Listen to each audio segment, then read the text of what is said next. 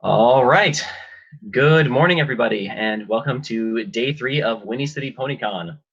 We have a very, very special guest with us today. Our guest of honor, K.Hardley, is here with us, and she is going to do a very special panel with us. Good morning, Katrina. How are you? Hi, I'm good. If occasionally my dog barks, that's going to be a thing. Yeah, I thought I'd just doodle for you guys today, and you can just ask me your Equestria Girls questions, and I'll answer as best I can. I don't have the NDA anymore, so I can be a little more free, but you know, I'm going to be careful not to throw anyone under the bus because that's just not fair. So don't ask me like who's your least favorite writer, because I'll be like, I don't have one. Certainly. All right. All right. I'll screen share and then yeah. All right, sounds good. So if you are watching and you have a question that you'd like Katrina to answer, you can hop on over to the main events questions channel, and you can ask them there, and I'll be reading them off for her as they come in. So with that, I guess, Katrina, what are we drawing today? I'll probably draw sunset. I'm just gonna. It's been a while. I'm a little rusty. I've been drawing dogs for the last 8 months, so you know. What kind of dogs have you been drawing? I was just working on Go Dog Go, so they're kind of like anthropomorphized dogs. I probably shouldn't draw them here because it's not yet been released, so I cannot do that. But it is a 3D show, so Nice. Yeah, it should be on Netflix next year. Awesome. So when you're drawing, how is working on a 3D show different from working on a 2D show? It's not really. Because I mean, 3D essentially have a few more camera angles to work from, and yeah, but I mean, drawing wise, like drawing's drawing. What are you gonna do? Especially with like storyboarding and stuff. It's you know, if you can't, the program doesn't really matter so much as can you choose the right angles and shots and stuff. So like you can do a storyboard on some Post-it notes with a Sharpie. Ooh, this is bad. Yeah, so I mean, really in 3D, 2D basically has 2 axes, right? You know, X and Y, up and down. But the thing with 2D is you can cheat the Z by putting, say, foreground elements, background elements. It creates depth of field, which, you know, 3D does with a camera because it has actual, almost like live action elements. So there really isn't a huge difference. The only thing you can do in 3D that 2D doesn't do as easily is like big, like helicopter rotating shots and like big action shots that you rotate the camera from like one point of view perspective to the other, which is tough to draw. So, you know, a lot of the times you just indicate that in the board and then they do it in the layout instead of you having to draw every little thing. But really, I don't find any difference. It's storytelling. I have found that when you get board artists who've done exclusively 3D and they come to 2D, they have a bit of a hard transition, often because they're used to 3D kind of filling in the blanks for them a bit more. And 2D is very much like, you better draw your backgrounds and you only have one view of it in your key master, and you can't like just go into the Maya file and move it around and find the correct perspective, but you have to kind of think of it yourself, and there's a lot more level of detail and acting that you have to add. So I found that they tend to have a hard time sometimes. Depends on the artist, obviously. Not everyone's the same. Wow, this is just, okay, it's hard to talk and draw, my friends. Let's do it. Thank you, Gordon. You're gonna keep, okay, good, thanks. He's a rescue and he hates anything that walks by doors. Oh. So that's the thing. Or he's just excited for the convention. We'll sure. go with that. Yeah. All right. We've got a question from Beta Wolves in the chat. Who is your favorite character to draw? None of them, because each one has different things that are fun about them. So like, I hate drawing Pinky's hair. because it just for some reason I don't have a good shorthand for it, and it always drives me crazy. But that being said, she's super fun to draw because she's so weird, and you get to be really cartoony and plasticky with her, and it's super fun. Mm-hmm. But yeah, her hair drives me crazy. Fluttershy's hair from a certain angle drives me crazy. Sunset's hair for a long time made me nuts. And then I got a good shorthand for it. Nice. But, how many times do you think you've drawn Sunset Shimmer? Oh. Thousands. Mm-hmm. Yeah, probably thousands of times. Because if you think about it, when I did storyboards, you'd have, you know, a lot of those boards for 11 minutes of show were 1,000 panels. And then we had the DVDs, and she's in a lot of those shots. And then a lot of times I'm doing notes for people. Mm-hmm. So it's literally thousands of times, thousands. I'm not saying they were good, but thousands. Listen, it's a lot better than I could do, and I can already tell who the character is. So you're doing pretty well so far, I think. Yeah, it's all in the hair and the stance. Mm-hmm. Awesome. Question from FTS57. What is the most challenging thing you've been tasked to draw? Oh, it's always vehicles. I hate them so much because I'm not great at the boxy shapes. So like, you know, and then they're so perspective dependent. Mm-hmm. And then just, I mean, I'm good enough to do like, look, it's a crappy car. There you go. It's a car. Vroom, vroom. Beep, beep. It's about as good as it gets. I'm nice. Not very good with the details of it. I was lucky enough never to have to work on Transformers because I think that would have murdered me.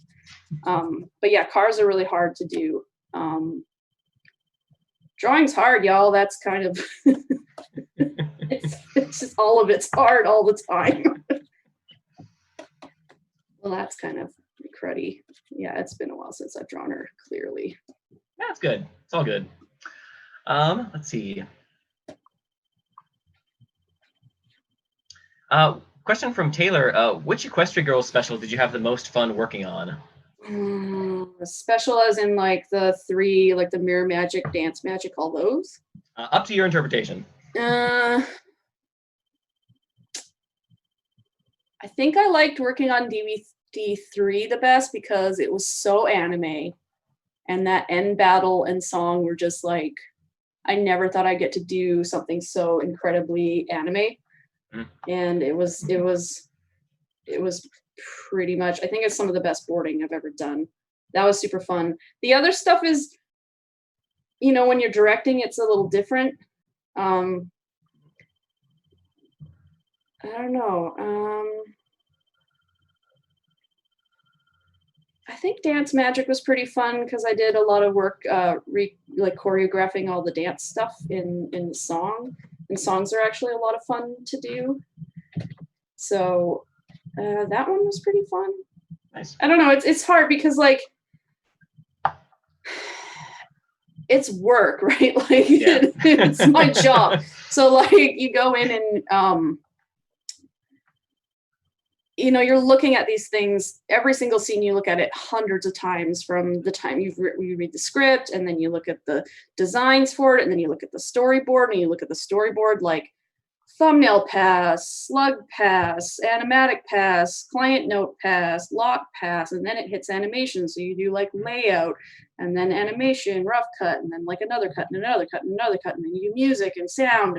And so you've looked at these things like hundreds of times in little individual pieces. So it, you know, I think some of the fun of it is when you can just sit back and watch it and forget about all the little mistakes that are in there, which is hard to do. But yeah, I don't know. It's probably those early ones, just because that was my first time directing and I got to see everything all the way through from the beginning to the end. So I got to be involved in like going to the voice records and doing auditioning and the songs and that whole thing. So that was pretty fun before nice. It kind of became like yeah, I know how to do my job, but you know, it was still exciting. Very nice. And you got to do the choreography. Yeah, some of it, yeah. Are you a dancer? I really like to dance. I am not trained at all. I took tap when I was a kid, like a little kid, because what else are you gonna do with yourself in a small town? But no, but I do love dancing. So especially if it put on a disco beat, you'll find me in a store grooving. Awesome. Because I'm that nerd. So that's awesome. Let's see. Another question from Coaster Brony. Did you think that Sunset ever got better at the squirrel game? No.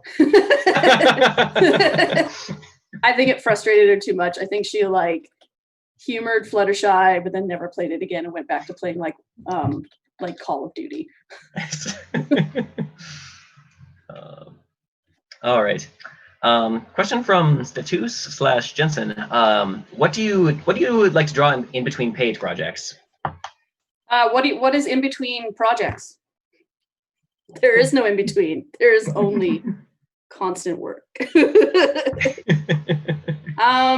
I don't draw much now for myself, just because it's like it's a 9-10 hour day of drawing or doing creative output, which is very tiring. Like it's you're not, creativity is not like an endless font. It's kind of like farming. You can't just till the same field over and over and over again, because if you do, eventually all the nutrients get stripped out of the soil. You cannot grow anything. So you have to let it sit fallow. And so now that I'm older, so old, 37, which is kind of old for animation. I'm tired. I'm real tired.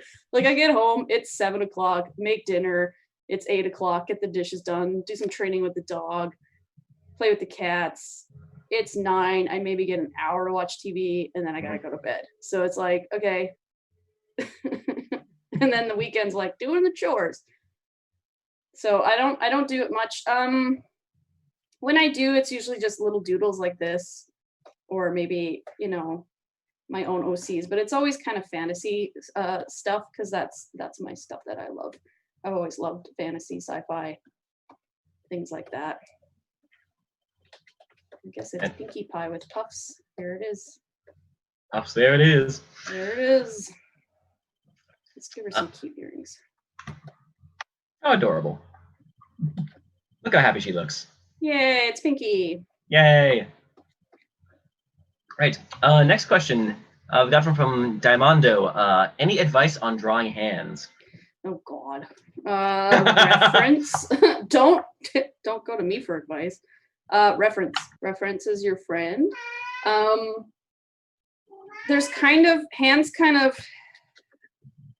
you got to think of them also like a gesture. So you kind of have your palm, and then the fingers kind of group like your index finger, your middle and your ring finger kind of stick together, and then your pinky kind of sticks out, and then the thumb, if you go knuckles, middle knuckles, the thumb comes up to mid knuckle.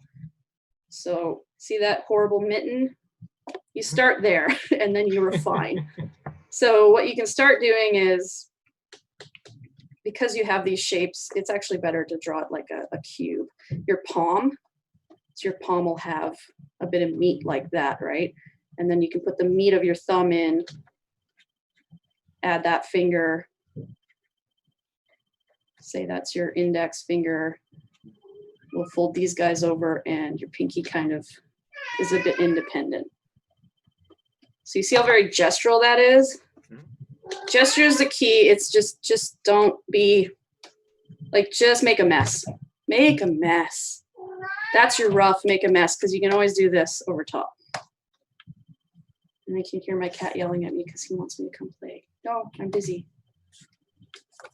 I'm busy. And then you can refine your shapes.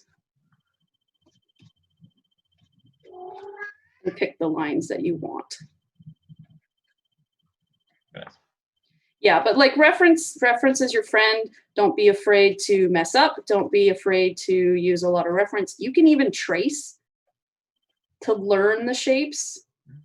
Tracing's not bad. Erasing's not bad. I've had people who don't draw tell me like, oh, use eraser, isn't that cheating? No, it's a tool.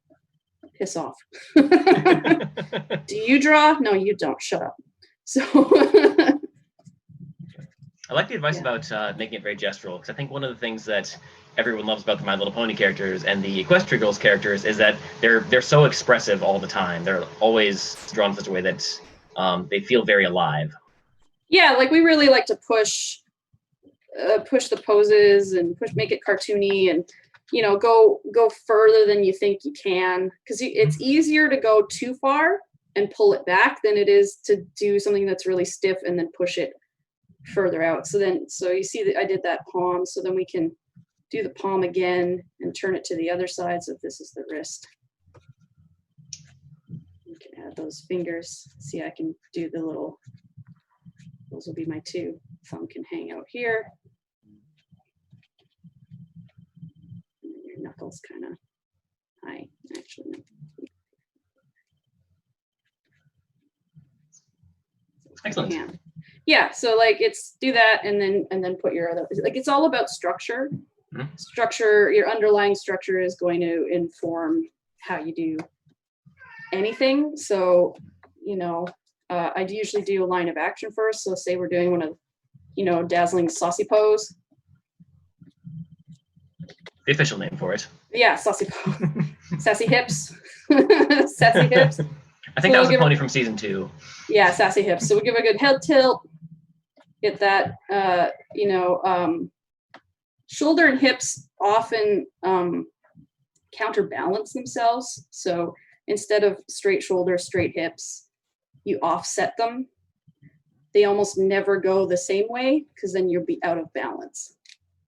And then you have to balance with like arms or something, or you're leaning on something. Yes, Dale, it's very true.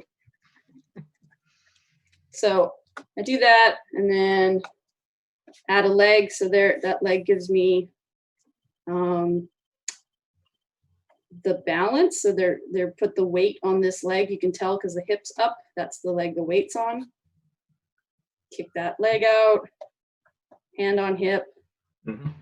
Maybe like, I don't know.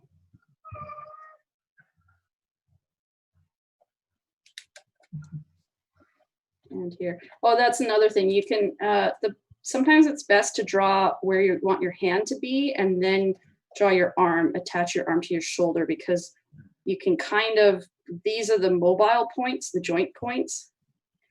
So they're gonna be a little more mobile. So if you place your hand where you need it to be, then you'll know how the arms hook up instead of trying to draw from the arms out. And then you can add your structure.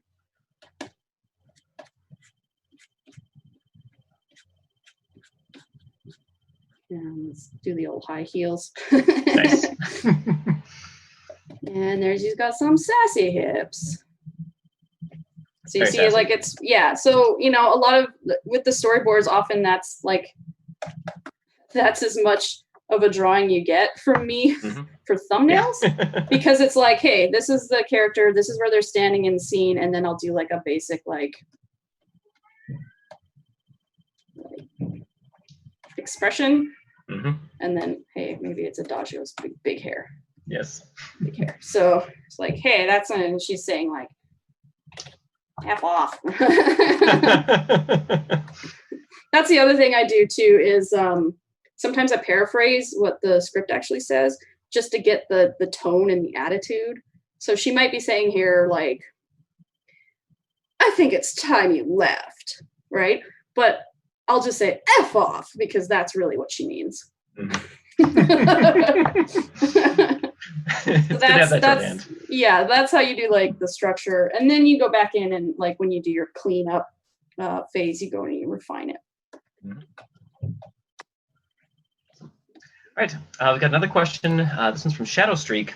Were there any plans or pitches for a Fluttershy focused episode in one of the longer formats as opposed to the shorts? I wouldn't know, because you know, we work in Vancouver and the writing's out of LA, and we are not involved in the pitch meetings or any of the story meetings, especially on EG. It just wasn't part of the format. Like the pony guys, like Jim and stuff, they actually went down for writers summits and pitch meetings and stuff, but we were never, Ishi and I were never involved in that, so I have no idea. You would have to ask the writing staff. This is just that. This is what this is. Why? I got a question from Shadow King. Can we take that as canon that Sunset Shimmer plays Call of Duty? Sure. Why not? I think it exists in her world, but sure. Also, that's like the only video game reference I know because I don't know video games. So, yeah. It was a good poll. It makes sense for the character as far as I'm concerned. Next one comes from Charlie Worthley. Could you talk a little bit about the development of the EQG designs? How did they come to look like they do? I cannot because I was not there for that. So take that, con chair. Yeah. Yeah, I was still because I wasn't involved in DVD 1. I was working elsewhere. Where was I? Oh, I was at Nerdcore when that was going down. So I was working on Monster High and League of Super Evil and that sort of thing. From what I've heard, so this will be hearsay. I mean, they did a lot of, as always, there's a lot of development work. I think they started out a little more chibi, a little more like Teen Titans Go-ish. Yeah, and I think there's a lot of from brand about like, you know, we have to give them this weird hoof design because, you know, you have to tie it into the main, as we said, core. We have to tie it into core MLP so it'll be recognizable. But beyond that, I can't really talk to you about that. Rebecca Dart was really directly involved in that, so she would be the one who would have that answer. As time went on, Ishi and I and Cora Kosika, who's our art director on season 2, let's make derby. She came up with we actually started giving them ankles because it gets really hard to have like this big hoof thing, and then we're doing poses where they have to point their toes and think, and it's like we don't have any ankles. So we started adding that, and that's kind of how that kind of came to be. We just kind of started breaking away, especially when we became our own show, when we stopped using the MLP crew, and it was like me and Ishi and our own crew. Mm-hmm. Things got a little more, we could kind of be a little more ourselves without having to reference back to Pony all the time. Mm-hmm. So yeah. Cool. Right. A question from AGN Rules. You mentioned that you hated drawing hair. In later episodes, we see the characters in alternate hairstyles. Does this present more of a challenge or an exciting opportunity? Sometimes, yeah, it's good, especially when they're all in like ponytails or Pinky with her puffs.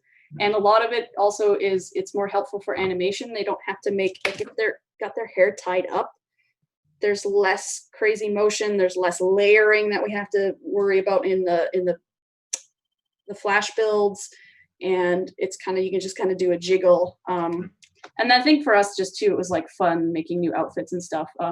I don't hate drawing all hair, it's just certain people's hair, like Pinky, I could never get it to look appealing to me. It doesn't really matter in the board because like your build's gonna get put on top of that. But I had trouble with her hair, just making it look nice to me. But I like drawing hair. It's just sometimes it's hard to make look good. Mm-hmm.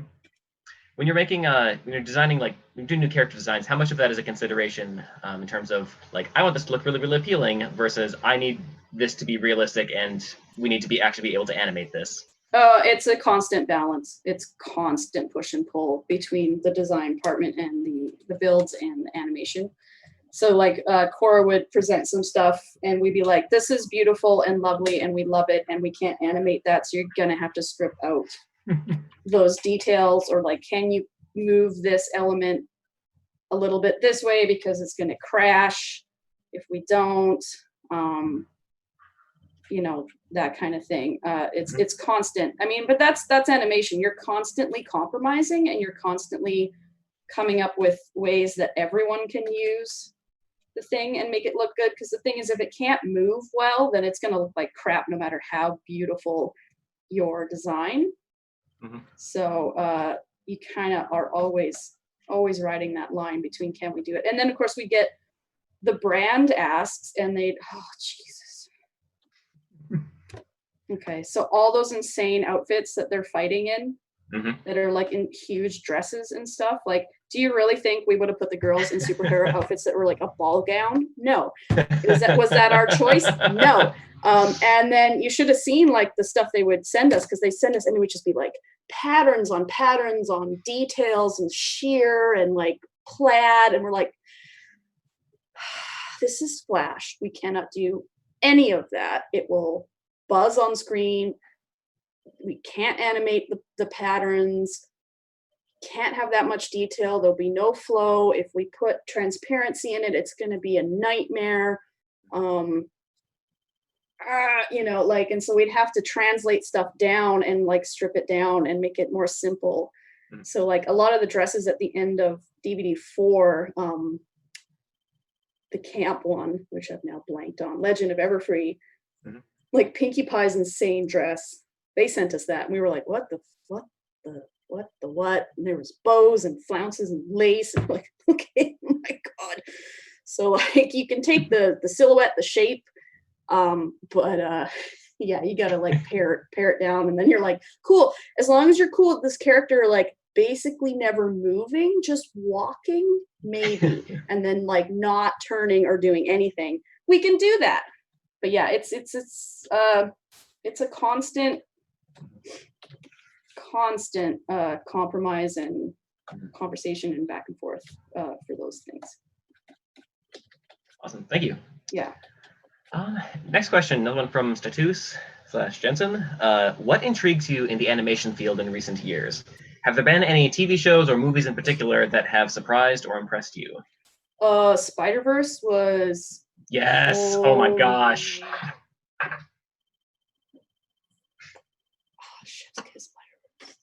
Spider-Verse was amazing. I think they did such a good job of making 3D sort of feel like 2D, but not. And then just using a lot of 2D conventions in 3D. It's such a perfect like use of the medium. And then like the facial, like the acting, the acting was unreal. Like it was so good. It wasn't over the top. It was when it needed to be. Right. Like it was, Spider-Verse was just Spider-Verse. Holy balls, Spider-Verse.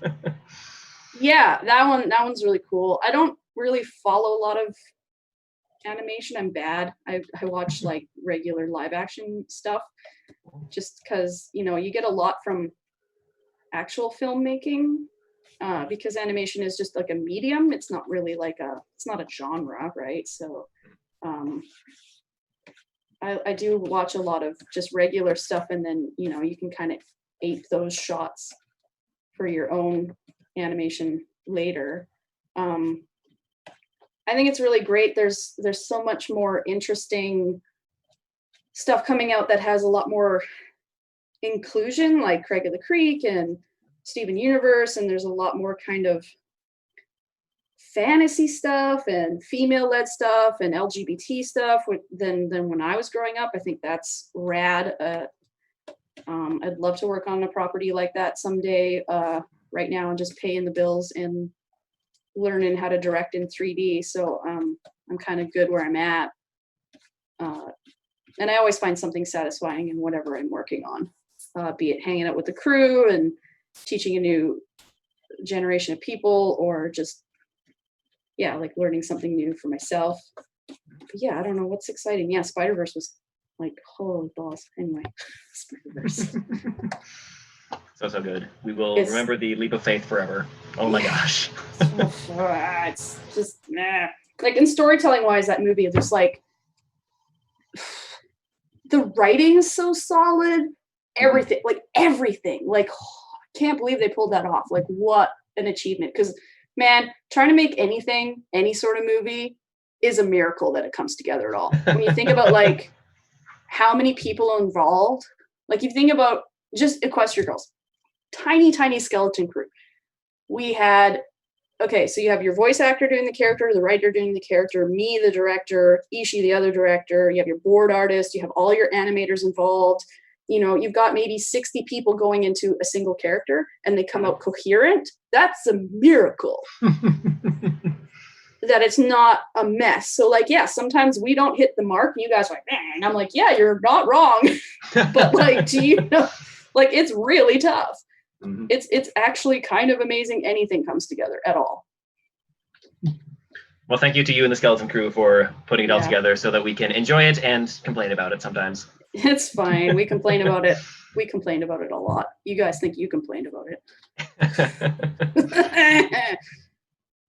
Awesome. Next question. More. Yeah. Our next question. In one of the EQG shorts, we see that you make a cameo. Was this intended or a complete surprise? They didn't tell me that the design crew decided to do that. So, you know, we're doing approvals, design approvals, and, like, you know, in the script it says, like, female director. And so, like, this character comes on screen and I'm like, oh, F you guys. Screw you guys. I'm not approving this. Ishi, you deal with this. I'm having nothing to do with this. I'm like, if you guys want to put this in, fine, but I'm not having anything to do with this. But so, yeah, they surprised me with it. Thanks, guys. Jerks. So, and I didn't even get to do my own voice, which is fine. Aww. Well, I would have had to join the union for a day and pay $200, and that's fine. Ashley did my voice, so. Nice. Yeah. So she obviously would have done a better job than me anyway, so it's better that she did. Excellent. Let's see. You talked a little bit about projects that are being really, really inclusive. We also have a question. If you could choose, what would be the next project you'd like to be a part of? Oh, God. Ooh. Mike Vogel is developing this property called Princess Alexander, and I super want on board. So that, yes, please, Mike, make it happen.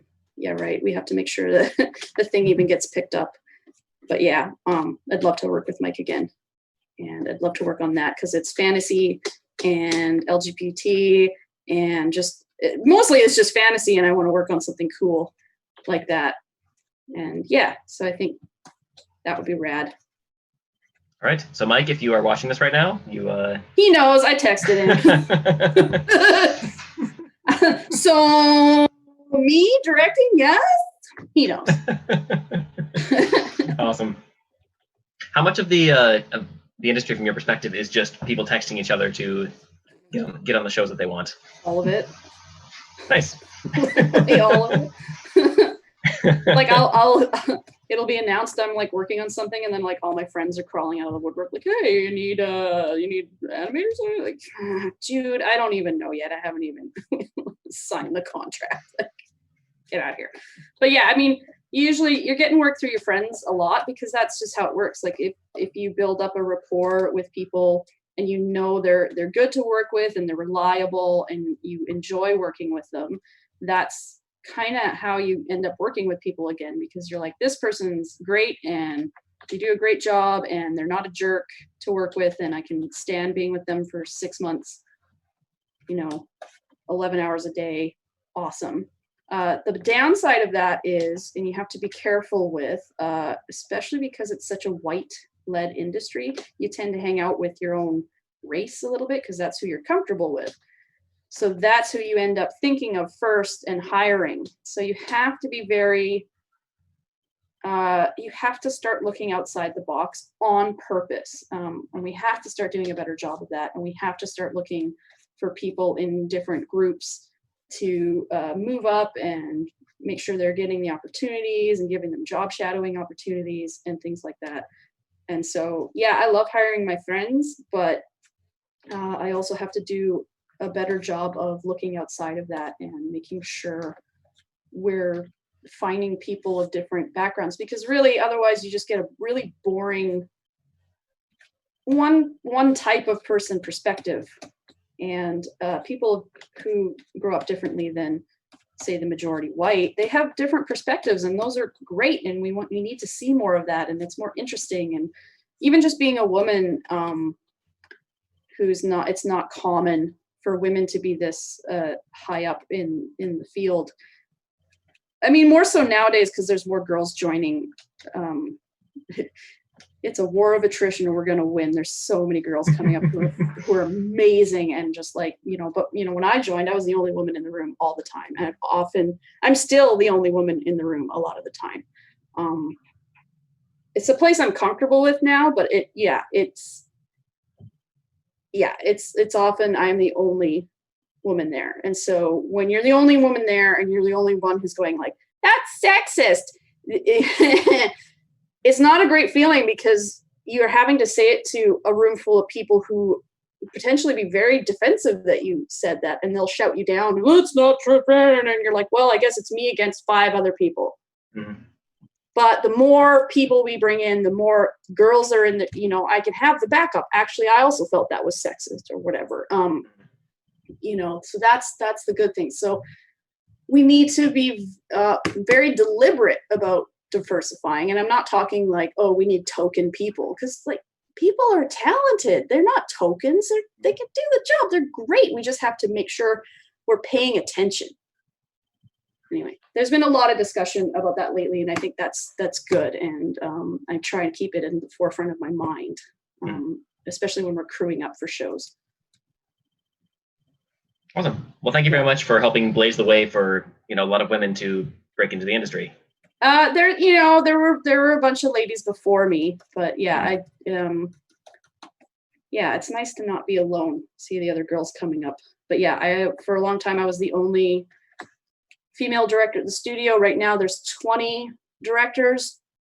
3 of us are women. That's it. Mm-hmm. And we're all white. Mm-hmm.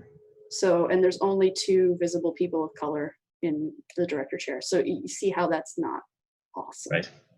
So but it'll change. We just have to make sure we're making that change.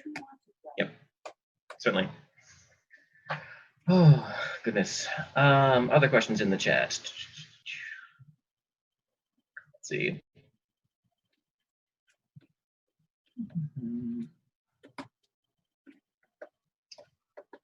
Quick question about what is your opinion of Sunset being with Sci-Twi a lot? Sure. Sunset's bi, get it. Yeah. Yeah, by pride. I mean, my position on shipping is it just should be fun. If you feel like you can see those 2 characters together, sure. Don't get in people's faces if they have another opinion. It's fiction. It's for enjoyment. If you want to put Sunset with Pinky or Applejack or whatever, I don't care. I don't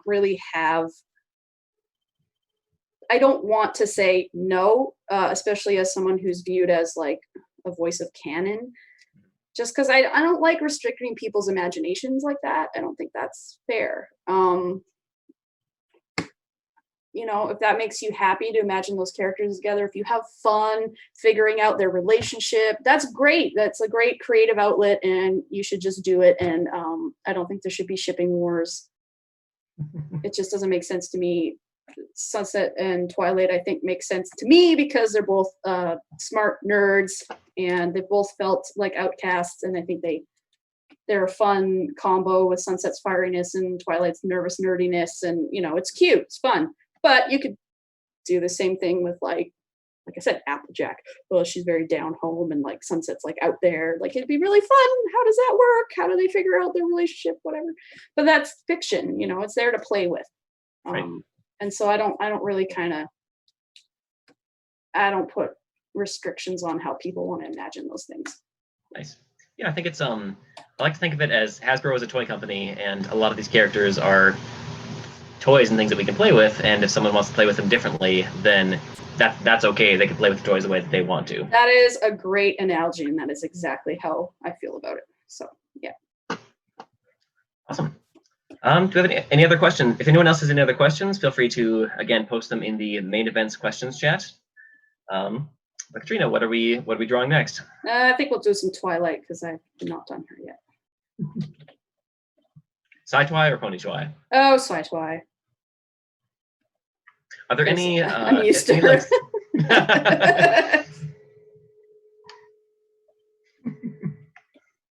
Are there any what? I was gonna say, are there any besides kind of some of the obvious big design changes? Are there any like really subtle differences that you try to incorporate in between Sci-Twi and regular Twi? Like if their nose is slightly different or something? No, not really. Not really like design wise, but like attitude wise. Sci-Twi is way more.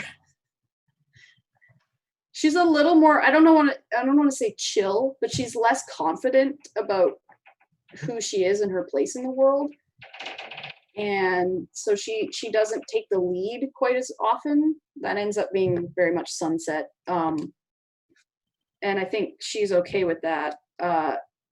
She's a little bit dorkier,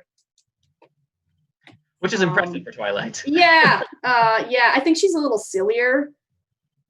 She's definitely a little sillier because she doesn't have the responsibility of being the princess and having to kind of, have everyone come to her with their problems. So I think she's very just kind of, she's a little more light that way. And she's a little more nervous. Also, she's definitely geekier. And I know in the voice performance, even Tara plays her a little geekier, a little more nasally when she does Sci-Twi, and she gets really excitable, like way more. So yeah, I don't know, and we play her a little more shy than regular Twilight, than Princess Twilight. I hate all of this. Next question. Here's another one from Charlie. If you had the opportunity to do a final EQG graduation movie, but it had to be a crossover with any other property, what would it be? I wouldn't do it.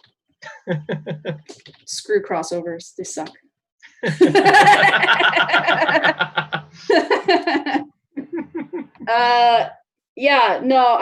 Crossovers. Ugh. The problem with them is tonally everything's so weird. So like every show has its own kind of tone and feel, and when you slap them together, you lose the tone and feel from each of those shows, and it becomes this other thing, and it often just doesn't work. And then stylistically, things are so different that it never quite feels right. So it's like, why are you want the feeling from these things, but they don't go together. So you're going to already be behind, and that you can't make them feel like each other, like how they are separately. It's just not going to work. I find like storytelling wise, it's really tough because then you have to come up with a reason about how they got together and why. And so you spend a lot of the storytelling time doing that and not getting into the fun stuff. And then, yeah, it's just, everything feels off. It just feels off to me. I've never really been into crossovers. They always feel like these weird one-offs. I think where they work really well is comic books. Comic books seems to work really well.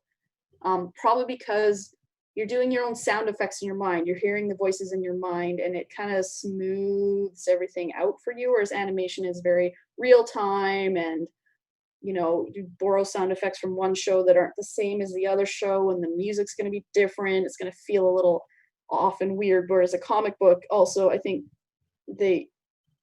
you're used to having these one-off stories that don't tie into the rest of the main kind of core what's going on. And so I think comic book wise, they work great. Animation wise, they always feel super weird. And then also, you got your two crews, and they're not used to the other side of the other show. And so, characters aren't behaving in the way they normally would physically. And it's just, So would I do it? No. There. Sorry, Charlie. Over 2, Charlie. Sorry. My rant. Every question Charlie asks, I'm like, no.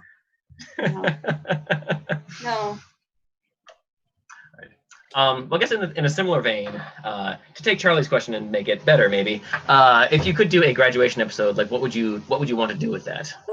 Just that. I would love to not really wrap up their stories, but wrap up that part of their life and kind of set them up to send them out into the world. I would also love, because the original ending of DVD 3 I thought was way better. I'm just gonna say it. We were devastated that it got cut the way it did. We really liked that Sunset was torn between, should I go home, should I stay here? Especially as someone who's moved away from where she grew up, how, like, I know how that feels, where you're very pulled to your old life in a way because it's familiar and you know what's going on, but then you've made friends in this new world, but it's still, you miss certain things about your old life. And I really like that at the end she made the choice to stay and kind of be Equestria's magical person. And I really like that about that. So I think maybe if we brought that element back in, like, well, I'm done with this school stuff. Do I stay with these powers here and teach everyone and help everyone deal with the magic? And how do we deal with the magic? Because we things went weird because we had the DVDs. We set up that the portal had a crack and Equestrian magic was leaking out. We'd given the girls these superpowers, and I thought, great, we're doing a magical girl show. They're going to have Monster of the Week, and it's going to be super fun. And then we changed the format, and the format went to the 2-minute shorts, the 5-minute shorts, and the longer formats. And when we hit that, it just, you couldn't tell those stories. And Hasbro wanted to do these kind of unboxing videos and internet trend stuff. And it just, the format did not lend itself to the stories we'd kind of set up and the way we'd set it up in the end of Everfree. And it kind of sucked because it was like, we had so much depth there we could have played with, and then we just couldn't. So I think maybe a return to that, wrapping up that little equestrian magic leak thing, setting up the girls in, I think it'd also be interesting to see them move away from each other. And like, I'm going to Canterlot City to do my fashion design, but I'm going over to Vancouver to do whatever. And like, how do you deal with like a breakup of a friendship where you're putting distance in? And then I think Sunset deciding where she really feels she belongs. Because I think she feels more comfortable in the human world. Like, she's been there. That's where she's made real friends. That's where she's become who she is now. And I think going home wouldn't really feel right to her. She'd have to do all that work all over again with the reparations. I think she's made her own life and she's really become herself in the human world. And I think she would stay, would be my thing. But it would be fun to do that dichotomy that we kind of set up but weren't able to play out. Yeah, oh my god, what if Saitwai went and studied in the pony world for a while, like a nerd? Oh, she'd love it, I'm sure. Yeah, of course. So my next question, this is just from me, is do you have a like secret fan fiction account where you've already written out this entire ending? No. I don't got time for that. We already talked about how I got no time for that.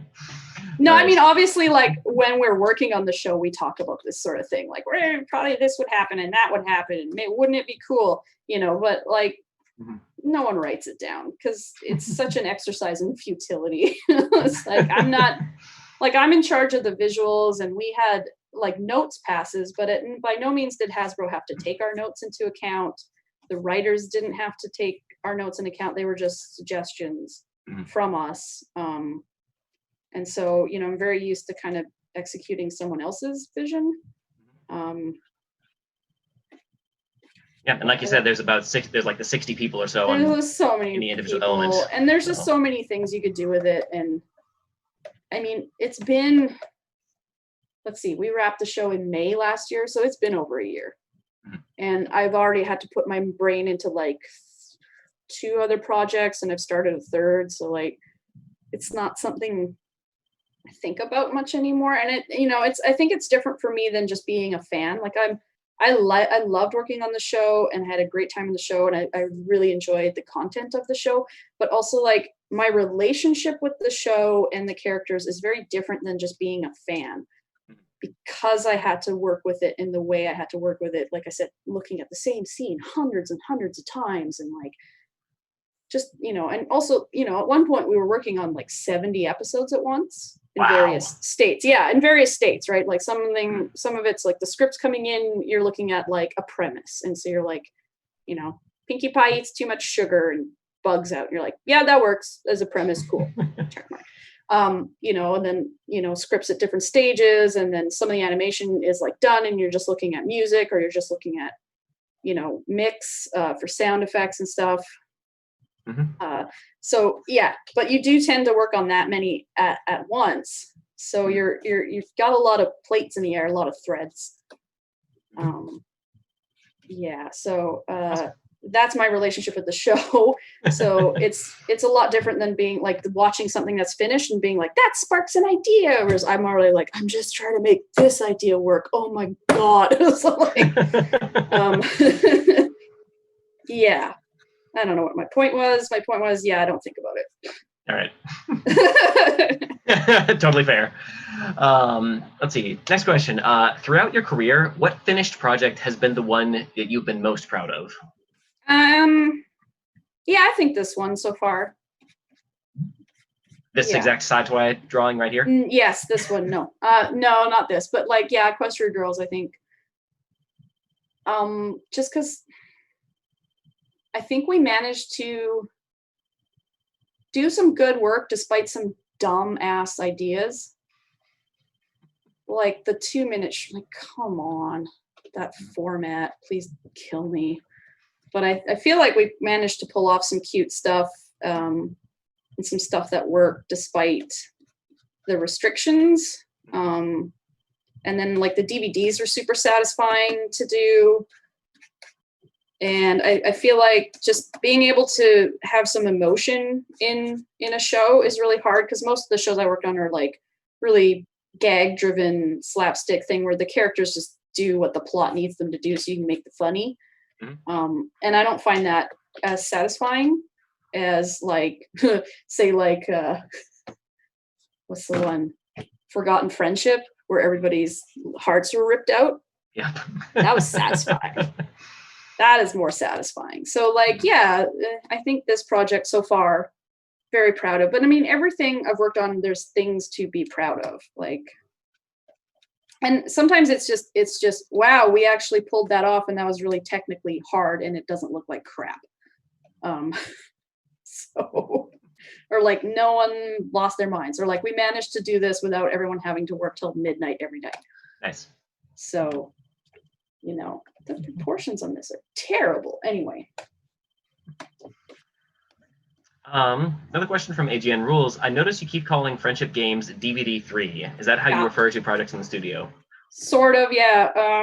Because sometimes projects, they'll have a working title, and then, they'll get retitled later on. And we called it, we just called it DVD 3, DVD 4. I think mainly because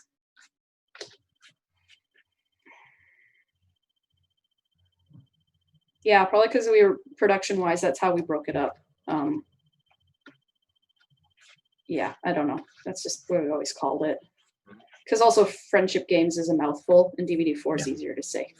Yeah. And I'm lazy. I'm nothing if not lazy. Whatever you got to do to save time. Well, and also I think, like, if you think about, from my perspective, we had 2-minute shorts, we had 22-minute specials, we had DVDs, we had 5-minute choose your own adventure short endings, and then we had 7-minute multiple part things that combined to create a 44-minute special. So like there's a lot of like so I think we just started calling it like DVD, because especially like if you have someone new on your crew, And they're like, well, where's this asset? Like where, and you know, Ishi and I are always like, where's the reuse? So it's like, oh, we had that thing. We had that like item in whatever. And you can't say like friendship games because people are gonna be like, what? So you know, DVD 3. And so then they could actually like reference it by how it was listed in some of the production folders. So that's probably why. I don't know why. Awesome. That's what we always said. Yep. It's like Derpy is Derpy, but she's not Derpy on the network. Right. To find it.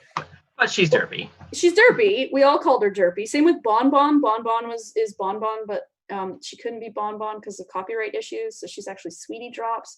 But then sometimes we'd name her Bon Bon. So if you're searching an asset for her, you had to do both, or else you couldn't find stuff. God. The masterful working environment. I'm sure everything is always super organized and easy to find. I mean, yeah, it has to be. It is more so than it has any right to be. Nice. Let's see. How long does each 2-minute short take to finish? A year. Wow. Almost, yeah. Like almost a year. Because okay, so writing, I don't know how long their writing schedule was, but you know, they'd have like a month to get, you know, premise to end. And then, you know, we have to do a design pass. Because the other thing about the 2-minute shorts is they may be short in content, like how long they are, but design wise, they take as many designs as a full 22. So you have the same amount of design time allocated for a 2-minute short for the most part as you do a whole 22-minute. So we would have things called assumptions. So like, you know, for this batch of 2-minute shorts, this batch of 15 2-minute shorts, you are only allowed to write in 2 new locations, 2 new outfit changes, and 1 new character, because that's all we can handle design-wise. So then design has a pass, has a phase, right? And that takes a couple months. Meantime, we're recording. Recording takes we would batch them. So we'd do maybe 6 episodes at once or more. And that would be a whole day or so. And then kick it over to boards. They had a 3-week schedule for the 2 minutes. So you would have a week to do your thumbnails. We'd have a look at it. They'd clean it up. Then we'd put it in slug. Then we'd have a week to do our slug notes. And then we'd have another week to do animatic, make sure all the notes that we made go in correctly. Then it sends to client. Client has a pass, fix that up. Then you do locks. So that's like another 2 or 3 weeks. Then it goes to layout. Layout has a week or so to deal with it.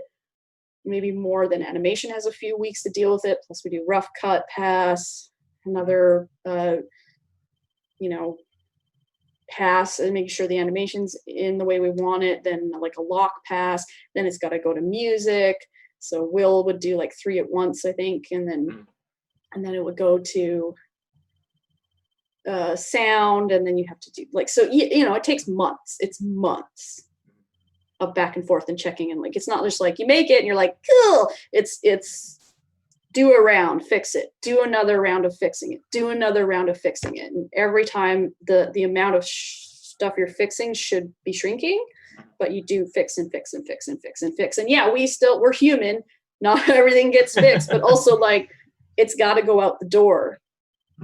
You know, it's just got to leave. We have deadlines. We are not like we have clients. Hasbro is our client. They want it at a certain time. It's got to go out the door. So, you know, you fix as much as you can in the time that you have.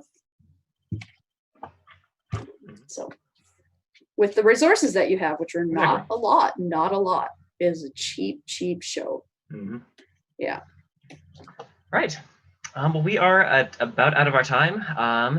Katrina, thank you again very much for doing this for us, for showing the drawings, for answering all these questions. Sure. I'm gonna plug my stuff. Yeah, please do. Plug it. Come buy this print at my print shop. If you know my Twitter, print shop is in the Twitter bio. I made this just to release for Whinny City. It'll be up on the shop for a while. Dazzlings, and then of course, like my other regular prints are all half off, so you can get this actual good drawing of sunset. Those are gorgeous. Not the bad drawings of sunset that I've been doing. And twilight. And there's color. Wow. Pinky puffs. So yeah, that's it. Yeah, I hope you guys enjoyed. Sorry I'm long-winded. Sorry all my answers are no. Well, it has been an absolute pleasure having you. And for anybody else that wants to see more of Katrina, she is going to be on the Sunday Guest of Honor panel starting in about half an hour. So, yay! Yay! All right. Thank you very much, everybody. Bye. Bye-bye.